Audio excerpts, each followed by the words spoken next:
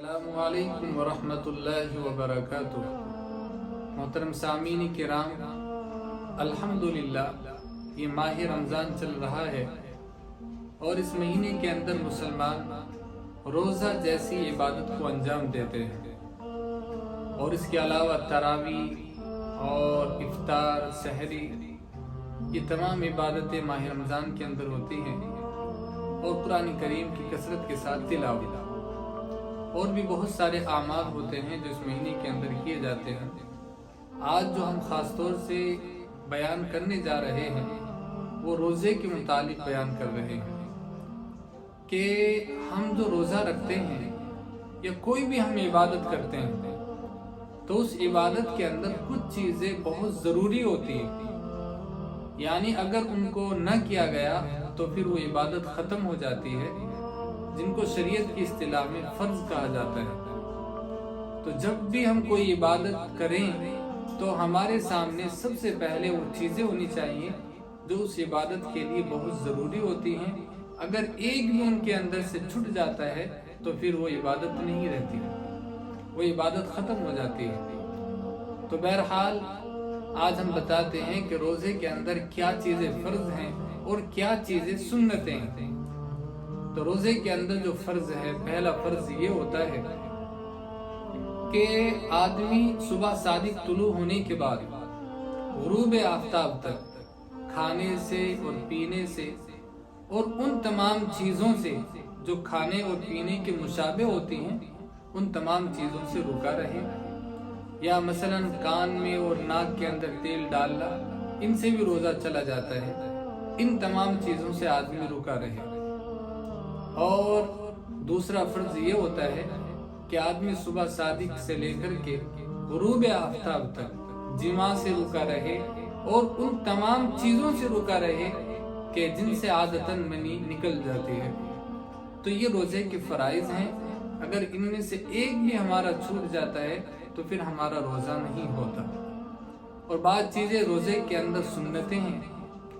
تو سنتوں کا مطلب یہ ہوتا ہے کہ دیکھیں، ہم جب دنیا کے اندر کسی بھی بڑے کی خدمت میں جاتے ہیں تو ہماری یہ کوشش رہتی ہے کہ ہم اس کی خدمت میں اچھے سے اچھی چیز پیش کریں۔ تو جب ہم اللہ تعالیٰ کی بارگاہ عالی کے اندر عبادت کا نذرانہ پیش کریں تو ہماری کوشش یہ ہونی چاہیے کہ ہماری عبادتیں اللہ تعالیٰ کی بارگاہ کے سایہ نشان ہونی چاہیے۔ وہ کیسے ہوتی ہیں؟ وہ آپ صلی اللہ علیہ وسلم کا جو مبارک طریقہ ہوتا ہے، یعنی سنتوں کے مطابق ہم کوئی بھی عبادت کریں، سنتوں کے مطابق ہم عبادت کو پورا کریں۔ کہ سنت ایک یہ ہوتی ہے کہ آدمی جو ہے ہر طرح کے گناہوں سے بچا رہے، چھوٹا گناہ ہو، بڑا گناہ ہو، ہر ایک گناہوں سے بچا رہے۔ یوں تو ہر حال میں ہمیں گناہوں سے بچنا ہے، لیکن روزے کے اندر خاص طور سے گناہوں سے بچنے کا حکم اس لیے ہے کیونکہ اللہ تعالیٰ نے جو قرآن کریم کے اندر روزے کی اصلیت کو جو بیان فرمایا، روزے کے جو مقصد کو بیان فرمایا، وہ فرمایا کہ لعلکم تتقون، اور تقوی کا معنی ہوتا ہے کہ گناہوں سے بچے رہنا۔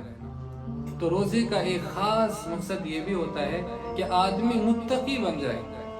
تو ہمیں روزہ رکھنے کے بعد ہر طرح کے گناہوں سے بچے رہنا ہے، نہ زبان سے جھوٹ بولنا ہے، نہ آنکھوں سے غلط دیکھنا ہے، نہ کانوں سے غلط سننا ہے، اور نہ ہی ہمیں کوئی بھی ایسا کام کرنا ہے کہ جس سے کہ اللہ تعالیٰ ہم سے ناراض ہوتا ہو۔ اور دوسری سنت روزے کی یہ ہوتی ہے کہ آدمی خاص طور سے روزہ رکھنے کے بعد زیادہ عبادت کرے، قرآن کریم کی تلاوت زیادہ کرے، فضول باتوں سے اپنے آپ کو بچا کر کے رکھے۔ اور اسی طریقے سے ایک روزے کی سنت یہ ہوتی ہے کہ رمضان المبارک کے اندر خاص طور سے راتوں کے اندر شب بیداری ہو، یعنی راتوں کو جاگا جائے، اور جا کر کے کیا کرے؟